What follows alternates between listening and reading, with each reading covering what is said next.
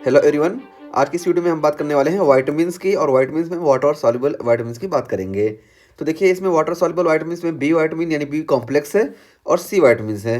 ठीक है, तो बी कॉम्प्लेक्स में देखिए बी1 है जिसको हम थायमीन बोलते हैं और यहाँ पे देखिए टीपीपी है, थायमीन पायरोफॉस्फेट। तो ये थायमीन पायरोफॉस्फेट ये इस थायमीन का एक्टिव फॉर्म है। ठीक है, एक्टिव फॉर्म थायमीन का थायमीन पायरोफॉस्फेट है। और उसके बाद फिर देखिए बी2 है जिसको हम राइबोफ्लेविन बोलते हैं और इसका एक्टिव फॉर्म एफ और एफ फ्लेविन मोनो न्यूक्लियोटाइड। ठीक है, तो ये बी2 का एक्टिव फॉर्म एफ और एफ है। और उसके बाद फिर विटामिन बी3 है जिसको हम नियासिन बोलते हैं और इसका एक्टिव फॉर्म NAD+ है। और उसके बाद फिर देखिए विटामिन बी5 है जिसको हम पैंथोनिक एसिड बोलते हैं और इसका एक्टिव फॉर्म कोएंजाइम है। और उसके बाद फिर क्या है देखिए बी6 है। तो बी6 देखिए यहाँ पे पायरिडॉक्सिन इसको बोलते हैं और इसका एक्टिव फॉर्म PLP है, पायरिडॉक्सल 5 फॉस्फेटेज, ये इसका फुल फॉर्म है। ठीक है, तो बी6 का एक्टिव फॉर्म PLP है। और बी7 जिसको हम बायोटिन बोलते हैं और फिर बी9 है जिसको हम फॉलिक एसिड बोलते हैं और बी12 जिसको हम कोबालामिन बोलते हैं। और उसके बाद फिर देखिए यहाँ पे विटामिन सी है जिसको हम एस्कॉर्बिक एसिड बोलते हैं। तो ये हमारे वाटर सॉल्युबल विटामिन है। इनमें हमने सबके नाम की बात की और इनके कॉमन 1 2 3 करके जो नाम हो उसको हम देखा और इसका जो केमिकल नाम हो उसको भी हमने देख लिया। और उसके बाद फिर इनका जो एक्टिव फॉर्म है उसको भी हमने देख लिया। अब यहाँ पे हम देखते हैं, तो देखिए क्या बताया गया कि wash out easily from body except बी12 एंड बी9।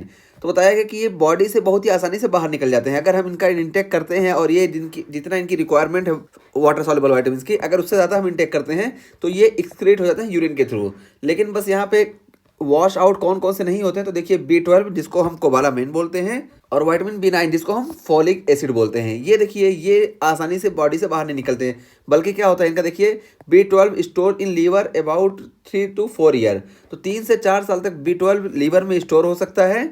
और बी9 की हम बात करें यानी फॉलिक एसिड की बात करें तो ये भी 3 से 4 महीने तक लीवर में स्टोर होता है। ठीक है, तो ये हो गया। और इसके अलावा देखिए यहाँ पे B complex deficiency often result in dermatitis, glossitis and diarrhoea. तो बी कॉम्प्लेक्स, ये पूरा बी कॉम्प्लेक्स की अगर डिफिशिएंसी हो रही है तो इसकी वजह से डर्मेटाइटिस देखने को मिलेगा, ग्लोसाइटिस देखने को मिलेगा और डायरिया देखने को मिलेगा।